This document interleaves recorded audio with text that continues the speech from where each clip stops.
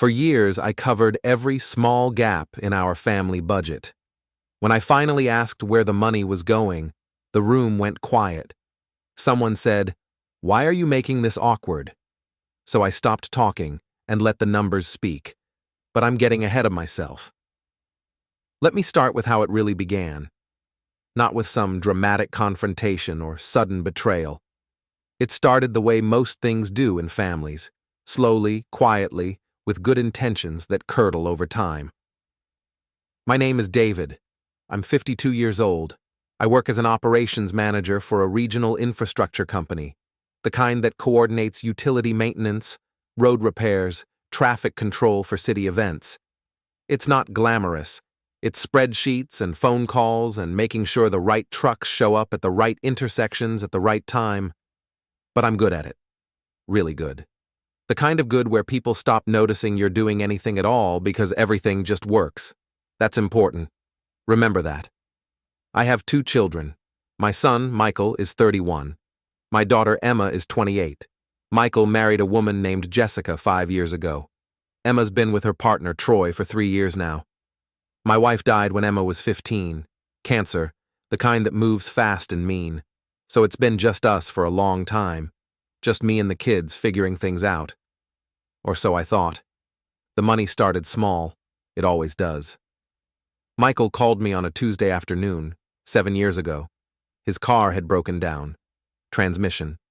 The estimate was $1,800, and he was between paychecks. Could I help him out? Just temporarily. He'd pay me back in 2 weeks. I said yes. Of course I said yes. That's what fathers do. 2 weeks became a month. A month became 6 months. Then he stopped mentioning it entirely, and I didn't push. It was $1,800. I had it. He needed it. What kind of man counts pennies with his own son? Then Emma needed help with her security deposit. $2,200. Her landlord wanted it up front, and her savings were tied up in some investment thing Troy had convinced her to try. Just a short-term bridge, she said. She'd square up after her next bonus. I said yes. Then it was Michael's insurance deductible after a fender bender. $1,500. Then Emma's utility bills during a rough winter. $400 here, $600 there. Then Jessica needed help with her student loan payment because their water heater had died the same week. Then Troy's motorcycle registration fees because he'd forgotten to budget for them. It became a rhythm, a pattern. Every few weeks one of them would call, always apologetic, always grateful, always temporary. I kept a mental tally at first. Then I stopped. It felt petty. They were my kids. This is what family does. This is what being a father means. I started to notice other things, though. Michael and Jessica went to Cabo for a long weekend. I saw the photos on Jessica's social media. Umbrella drinks, infinity pools, sunset boat tours. When I mentioned it at Sunday dinner, Michael shrugged and said Jessica's company had given her travel vouchers that were about to expire. Use it or lose it, right? Emma and Troy bought a new couch, one of those modular sectional things that costs as much as a used car. Troy posted a photo of it with some caption about finally adulting right. When I asked about it, Emma said they'd gotten a crazy discount through Troy's friend who worked in furniture sales. I nodded. I smiled. I didn't ask questions. But I started paying attention. The requests kept coming. Michael needed help covering a gap in their mortgage payment.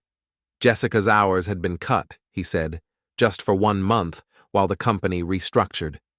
$2,000. Emma needed help with her car registration and some unexpected dental work. $1,800. Then Michael asked if I could cover their HOA fees for a quarter because they'd had some surprise expenses with the house. $1,200. Emma needed help with Troy's medical bills after he'd crashed his motorcycle, the same motorcycle whose registration I'd helped pay for 8 months earlier. $3,000. The requests got bigger, the explanations got vaguer. I said yes every time. I drove a 2004 Honda Civic with 200,000 miles on it. The AC had stopped working 3 summers ago. I didn't fix it. I just rolled the windows down. The passenger side door didn't lock anymore. I used a piece of duct tape to keep the interior light from staying on and draining the battery. My apartment was a one-bedroom in a complex built in the 70s. The carpet was the original burnt orange. The kitchen cabinets didn't close all the way. I could hear my neighbor's TV through the wall every night. I didn't care. It was cheap. It was functional. It gave me more room in the budget for the things that mattered. The things that mattered. That's what I told myself. Michael and Jessica bought a new SUV. Emma and Troy upgraded to a townhouse with a 2-car garage. I ate pasta 4 nights a week and learned to make cheap cuts of meat taste good with enough seasoning. Sunday dinners were mandatory. I'd started them after my wife died, needing some anchor point in the week where we all sat together and remembered we were a family. For years they'd been good, comfortable. The kids would talk about their weeks, their plans, their problems. I'd listen. I'd offer advice when they asked for it. I'd stay quiet when they didn't. But something had shifted in the last year. The conversations had gotten shallower, more performative. Michael would talk about work projects in vague terms that didn't actually say anything. Emma would mention weekend plans that somehow never included me, even when I was sitting right there. Jessica spent most of dinner on her phone. Troy showed up late and left early, and the requests kept coming between those dinners. Always apologetic, always grateful, always temporary. I started keeping track again. Not mentally this time. I opened a spreadsheet. I logged every request, every amount, every promise to pay me back. The number climbed faster than I expected. $43,000, over 6 years. I stared at that number for a long time. I'd known it was substantial, but seeing it laid out in black and white, categorized by child, by year, by type of expense, something cold settled in my chest. $43,000. I made $72,000 a year. After taxes, after rent, after utilities, after food, after gas, after insurance, I was covering nearly a third of my annual take-home income in what they called small gaps. I started cross-referencing dates. When Michael said Jessica's hours had been cut, I checked her social media. She'd posted about a work happy hour that same week. When Emma said they were struggling with unexpected expenses, I remembered Troy posting photos of a weekend camping trip with gear that definitely wasn't cheap. I wasn't trying to catch them in lies. Not yet. I was trying to understand, trying to make the numbers make sense. They didn't. I decided to do something I'd never done before. I started saying no. Michael called on a Thursday. He needed help covering their electric bill. The AC had been running constantly during the heat wave, and the bill was twice what they'd budgeted for, $600. I can't do it this time, I said. Silence on the other end. What do you mean? Michael's voice had a strange quality, not quite defensive, not quite confused, something in between. I mean, I can't cover it right now. Money's tight.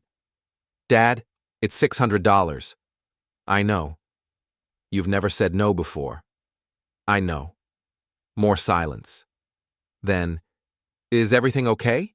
Are you having financial problems? I almost laughed. I'm fine. I just can't help this time.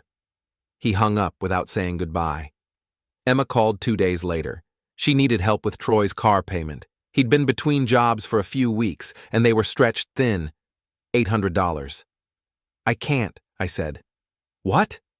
I can't help right now. Why not? Her tone had an edge to it. Sharp, almost accusatory. I just can't. Dad, this isn't like you. What's going on?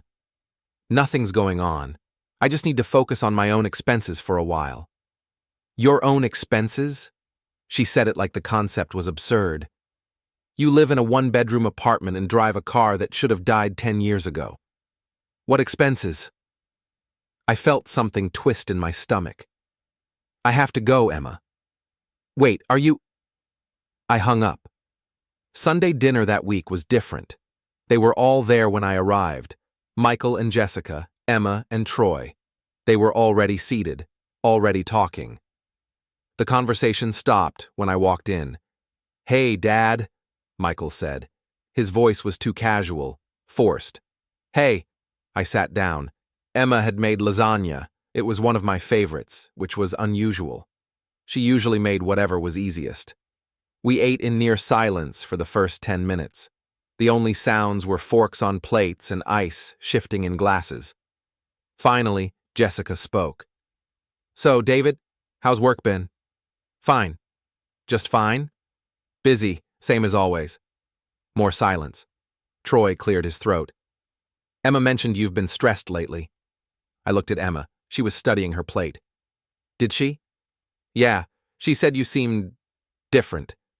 "Different how?" "I don't know. Distant." I set down my fork. "I'm the same as I've always been." Michael leaned forward. "Dad, if you're having money problems, you can tell us. We're family. We help each other."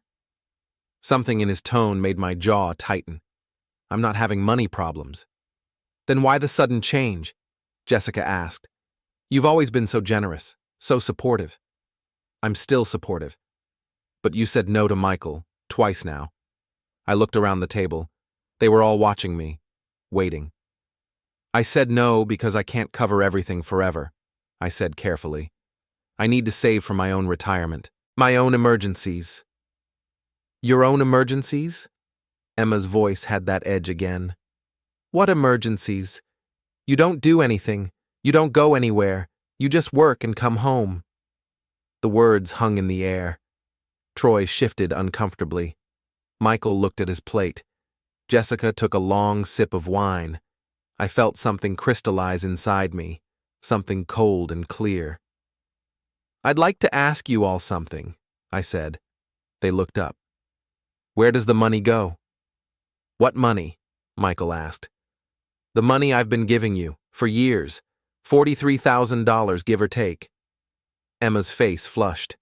"We've had expenses. You know that." "I do know that. I'm asking where the money goes, specifically."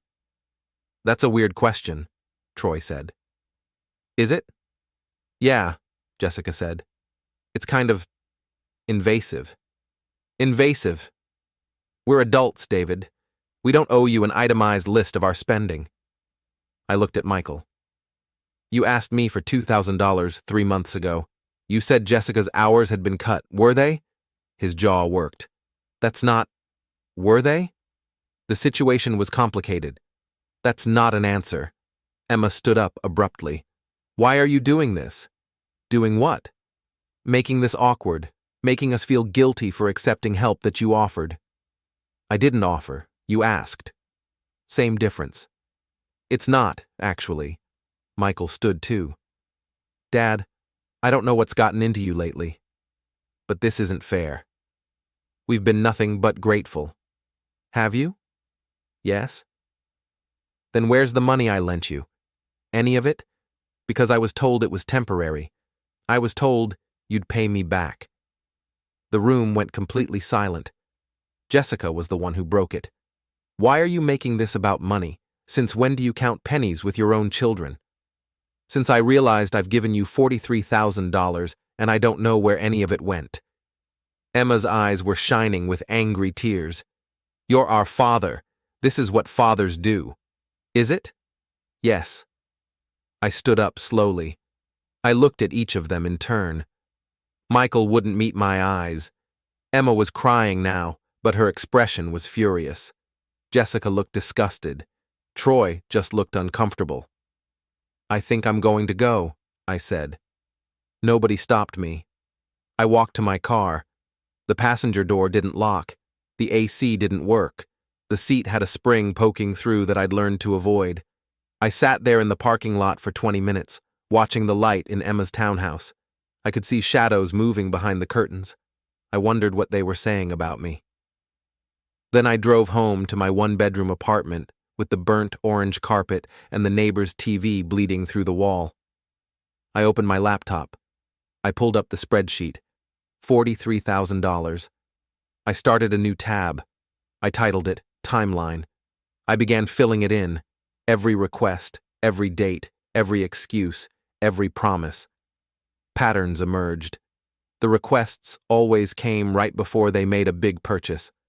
Michael asked for help with his mortgage the same week he and Jessica booked their Cabo trip. Emma asked for help with dental work 2 weeks before they bought the new couch. The excuses never quite lined up with the timelines. Jessica's hours were cut, but she was posting about work events. Troy was between jobs, but his LinkedIn showed continuous employment. I cross-referenced their social media posts with the dates they'd claimed hardship. The picture that formed made me feel sick. I wasn't helping them through rough patches. I was subsidizing their lifestyle while they lied about why they needed the money. And they'd been coordinating. I saw it now. When Michael asked for money, Emma wouldn't. They'd space out their requests. They'd use different excuses. They'd make sure I never felt overwhelmed by both of them at once. It was deliberate. It was planned. I sat back in my chair. The apartment was quiet except for the TV through the wall. Some late-night talk show, all canned laughter and hollow applause.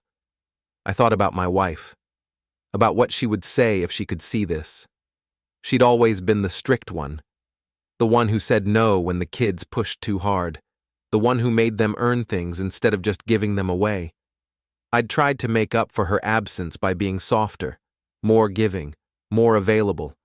I'd turned myself into a utility, a resource to be tapped, and they'd learned to see me that way. My phone buzzed. A text from Emma. I can't believe you embarrassed us like that. Jessica was so uncomfortable. We're family. Family doesn't keep score. I stared at the message for a long time. Then I opened a new note on my phone.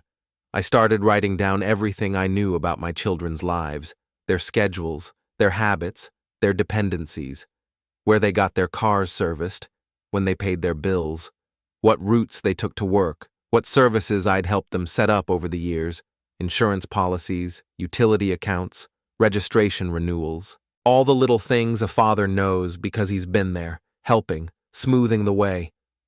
I'd spent 6 years making their lives easier.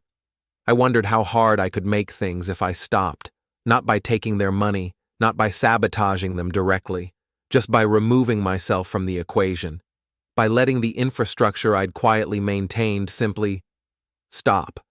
I worked in operations. I understood systems. I understood dependencies and failure points and cascading effects. I understood how much damage you could do without breaking a single law. The thought should have troubled me. It should have felt wrong. Instead, it felt like waking up after a long sleep.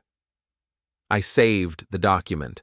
I titled it Pressure Points. Then I went to bed. I didn't sleep much. But when I did, I didn't dream. Monday morning came with the usual pre-dawn alarm. I showered in water that never quite got hot enough, dressed in clothes I'd had for 5 years, ate toast standing over the sink. The routine was so ingrained I could do it without thinking, which left my mind free to work on other things. The office was a low-slung building near the industrial park, all concrete and glass and the kind of fluorescent lighting that made everyone look slightly sick. I'd worked here for 14 years, same desk, same coffee mug with the company logo that had faded to a ghost of itself. Same view of the parking lot. My job was to make sure chaos didn't happen. When the city needed a street closed for construction, I coordinated it. When there was a parade or a marathon or a festival, I made sure the traffic flow didn't collapse. When utility work needed to happen, I scheduled the crews and the equipment and the permits and made sure nobody showed up to find someone else already in the hole. It required knowing every moving part, every dependency, every potential conflict. I was very, very good at it. Morning, David. Sharon from accounting passed my desk with her usual coffee. She'd been here longer than me, had a voice like gravel and a wit sharp enough to cut glass. Morning. You look tired. Didn't sleep great.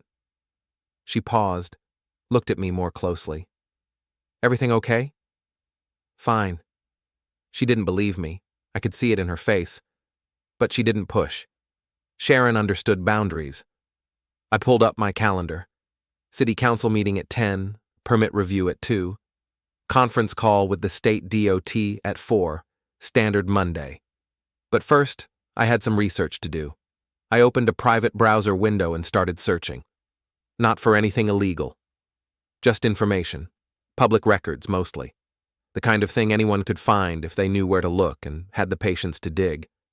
Property records showed Michael and Jessica's house was in both their names. Mortgage was through a national lender. I noted the account number visible on a refinance document from 2 years ago. Emma and Troy's townhouse was a rental. The management company was listed on the county website. I recognized the name. I'd worked with them before on a permit issue. They were notorious for being inflexible about late payments. I pulled up the state DMV portal. As a registered agent for the company, I had access to certain vehicle information for work purposes. I looked up Michael's SUV. Registration was due in 6 weeks. I noted the date. Emma's car was older, but Troy's motorcycle was new. Less than a year old. Registration current, but insurance was the minimum legal requirement. No collision coverage. Interesting. I spent 2 hours building a detailed map of their lives. Not spying, just organizing information I already had or could easily obtain. The city council meeting was exactly as tedious as I expected. Budget discussions, zoning disputes, the usual political theater. But I paid attention when they approved the summer events calendar. 3 major festivals, 2 parades, a marathon, all of them requiring significant traffic control and coordination. All of them on my plate. Back at my desk, I pulled up the scheduling software. The summer events were 4 months away, but planning started now. Road closures, permit applications, coordination with police and fire, notification to residents and businesses. I started building the timelines. I was meticulous, every detail accounted for, every potential conflict identified and resolved. Except I added a few new parameters to my analysis. I cross-referenced the event locations with my children's addresses and usual routes. Michael's commute to work would be affected by the marathon route closure. Emma's townhouse was 2 blocks from the main festival venue. Troy's preferred parking for his weekend rides would be blocked during parade setup. None of this was unusual. Events disrupted everyone's lives. That was just how it worked. The city published notices. People adapted. But what if the notices got delayed? What if the notification letters went out later than usual? What if the online posting happened at the last possible moment instead of weeks in advance? Still legal, still within policy, just less convenient for everyone involved. I made notes, saved them in a private folder. My phone rang. Michael. I stared at it for 3 rings before answering. Yeah. Dad. His voice was strained. We need to talk about Sunday. What about it? You really upset everyone. Jessica's barely speaking to me. Emma called this morning in tears. Okay. Okay? That's all you have to say? What do you want me to say? An apology would be a start. I leaned back in my chair. Through the window, I could see a crew loading equipment onto a truck. Organized chaos. Everyone knowing their role.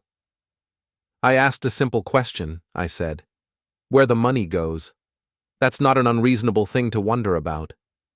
It's the way you asked, like you were accusing us of something. Was I wrong? Silence. Michael, I've given you and your sister $43,000 over 6 years. I'm not asking for it back. I'm just asking where it went. We've had expenses. Life is expensive. I know. I live it too. Not like we do. You don't have a mortgage. You don't have a spouse. You don't have... I don't have what? Umbrella drinks in Cabo? New furniture? SUVs? That's not fair. Isn't it? You're being cruel, Dad. This isn't like you. Maybe it should be. Another silence. Longer this time. Jessica thinks you're having some kind of breakdown, he said finally. She suggested you might want to talk to someone, a therapist or something. I actually laughed. A therapist. It's not funny. You're acting erratic, obsessing over money, Picking fights, these are warning signs. Of what? I don't know. Depression? A midlife crisis? Something. I'm 52, Michael. I'm a little past midlife crisis age. Then what is this? I looked at my computer screen, at the spreadsheets and schedules and maps I'd been building all morning. This is me paying attention, I said. Maybe for the first time in years. To what? To how things actually work. To who I actually am to you people. You're our father. Am I?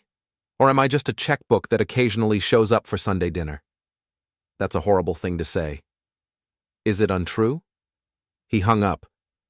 I sat there for a moment, feeling that cold clarity spread further through my chest. It didn't feel bad. It felt clean, precise. My work phone rang. Sharon. Yeah? Got a call from the mayor's office. They want to move up the timeline on the summer parade. Something about coordinating with a sister city event. How much are we moving it up? 2 weeks. I pulled up my calendar, ran the numbers. That's tight, really tight. Can you do it? Yeah, but it'll mean accelerating all the notifications and permits.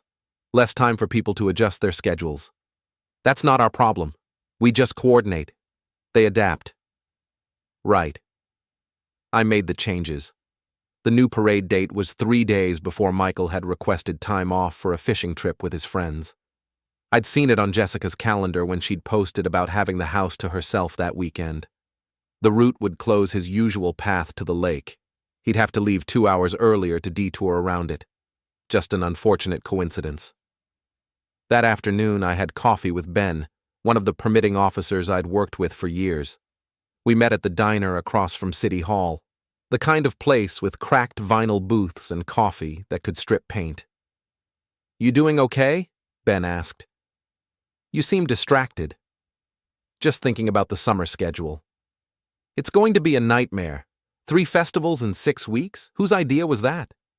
City Council wants to boost tourism revenue. At our expense. He stirred his coffee. Speaking of expenses, I heard you might be able to help me with something. Yeah? My daughter's moving, and I need to coordinate a parking permit for the moving truck. But her street's permit only, and the management company is being difficult. You know anyone over at Westside Property Management? Westside. That was Emma and Troy's landlord. I've worked with them, I said carefully. What's the issue? They're saying they need 2 weeks' notice for any parking changes, but the movers are booked for this Saturday. It's the only slot they had for a month. I thought about it. I could make a call, as a professional courtesy. Really? That would be huge. No promises, but I'll see what I can do.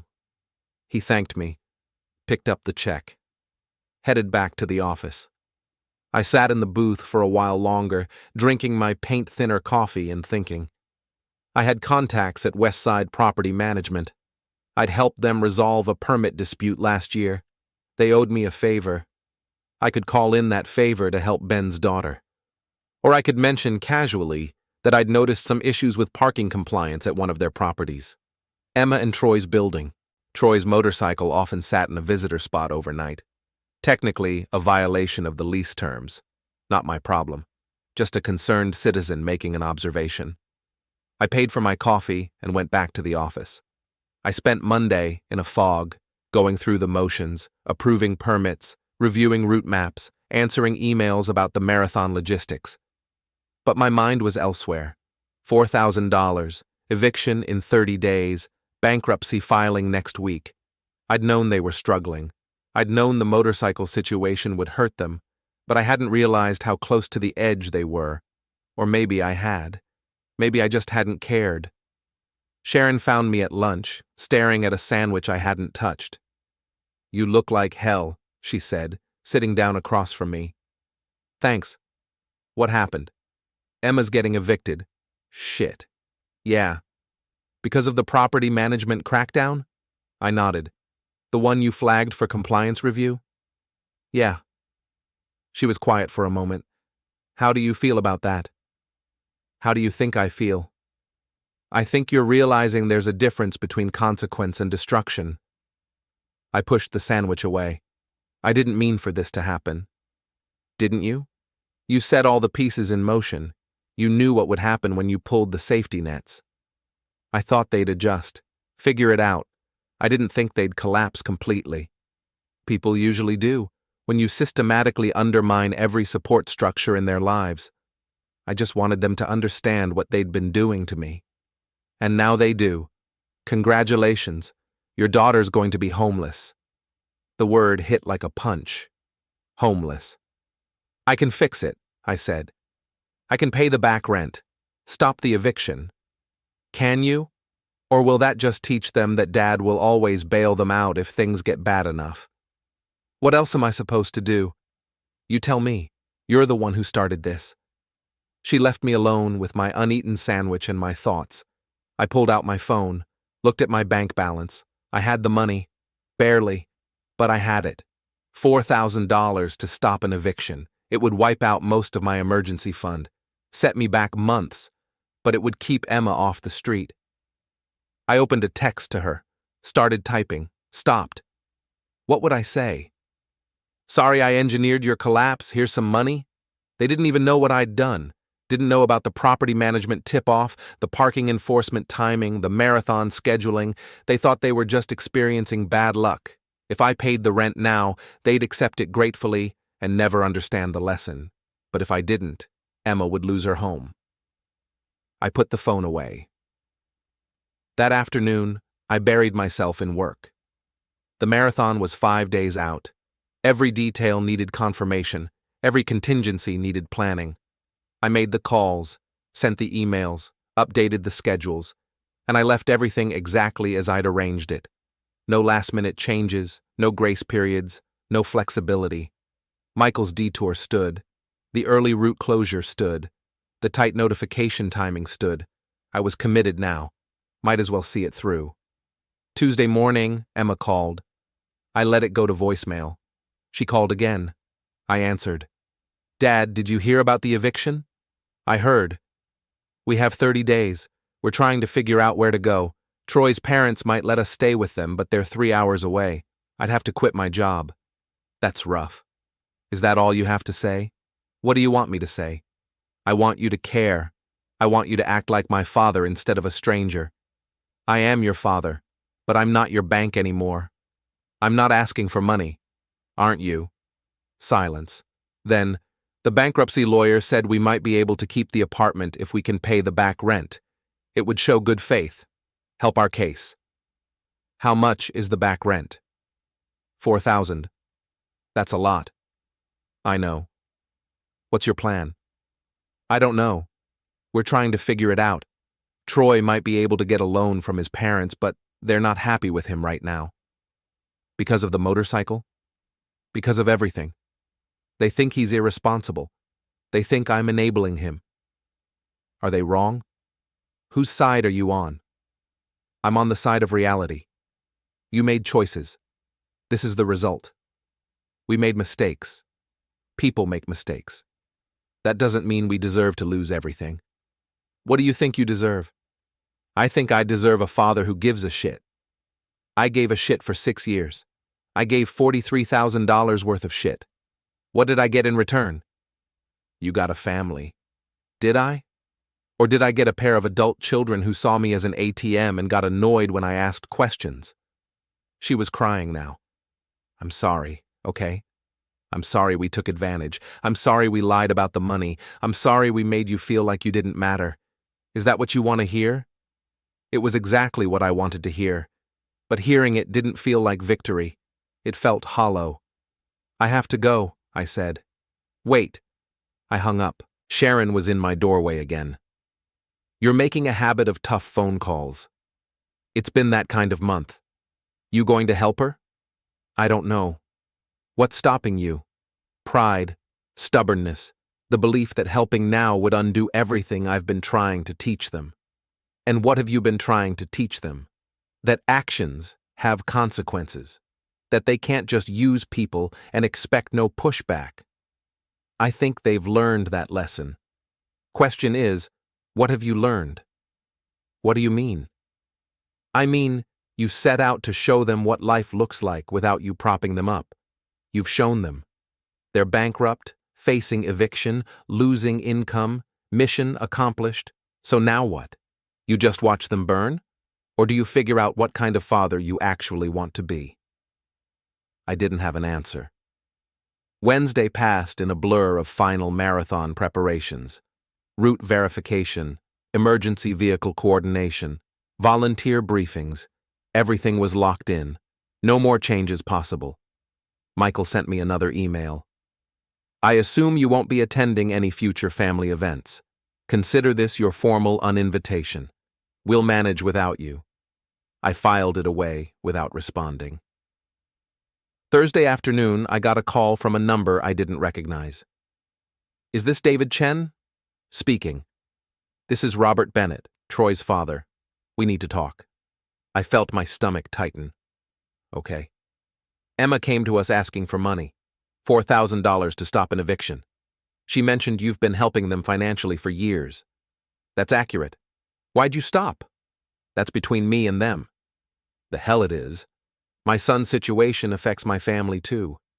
And I'd like to understand why his girlfriend's father suddenly cut them off right when they needed help most.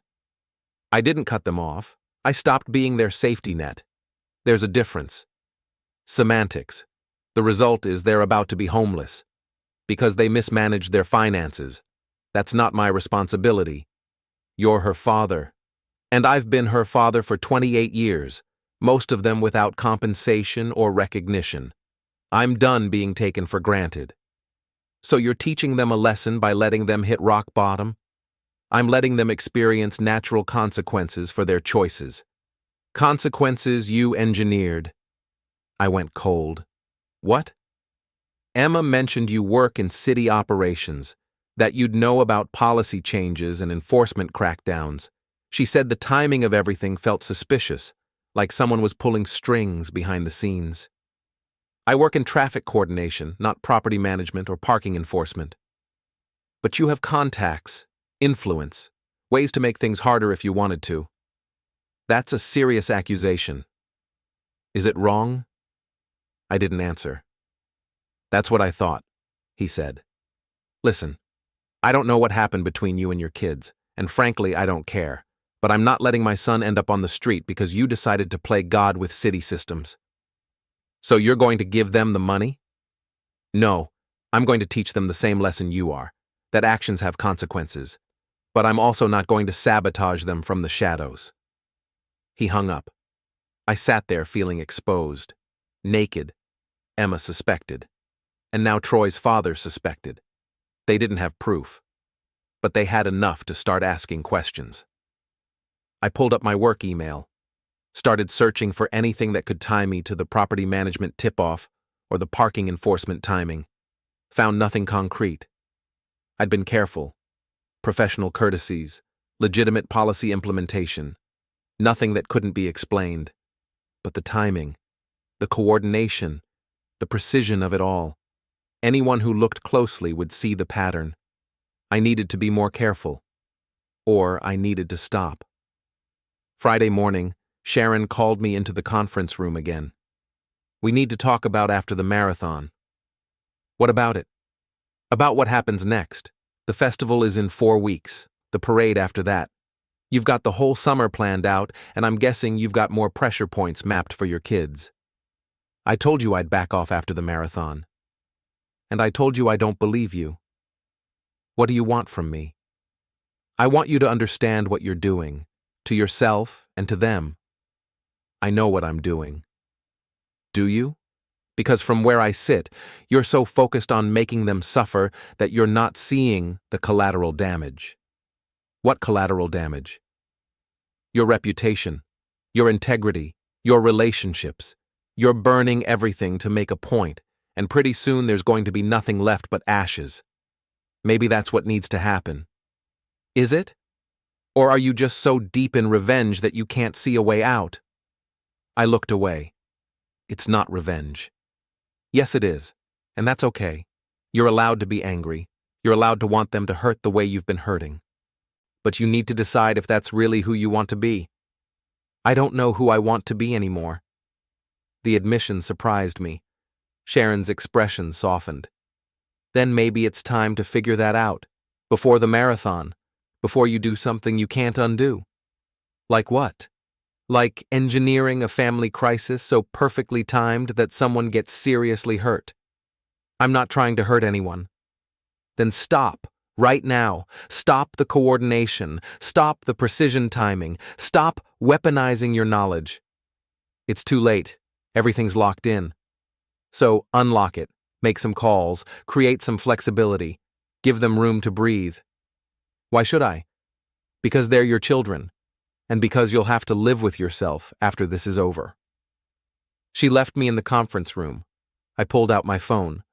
Looked at my contacts. I could call Linda at Westside. Ask for a payment plan extension. Take the eviction threat off the table. I could call the marathon coordinator. Create a late registration option for residents. Give Michael his access pass. I could call the parking enforcement office. Ask them to hold off on the aggressive ticketing for another week. Small changes, easy changes, but changes that would undermine everything I'd built. I put the phone away. The marathon was in 2 days. I'd see it through, and then I'd decide. Saturday morning, I drove the marathon route one last time, checking sight lines, confirming barricade placements, making sure everything was perfect. The route passed 2 blocks from Emma's townhouse. She'd be able to hear the crowds, the music, the announcements. She'd know I was out there, coordinating it all, while she packed her belongings for an eviction. The route also cut off Michael's fastest path to the lake. He'd have to take the long detour, leave hours earlier, burn extra gas money he didn't have. Everything I'd engineered was working perfectly. I should have felt satisfied. Instead, I felt sick. That night, I couldn't sleep. I kept thinking about Emma's voice on the phone, about Michael's email, about Troy's father's accusation, about Sharon's words, "You'll have to live with yourself after this is over." Could I? Could I live with myself knowing I'd pushed my own children to bankruptcy and eviction? Was teaching them a lesson worth destroying them? I got up at 3 a.m., made coffee, sat at my laptop, opened the master document, timeline, pressure points, coordinated collapse.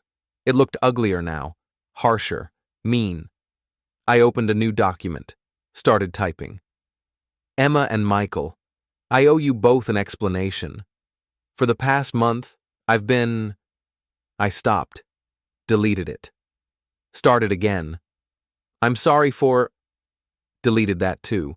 How do you apologize for systematic revenge, for weaponizing infrastructure against your own children?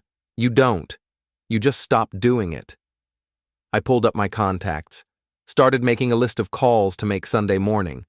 Linda at Westside, payment plan extension, marathon coordinator, late resident access registration, Ben at parking enforcement, hold on aggressive ticketing, small repairs, damage control.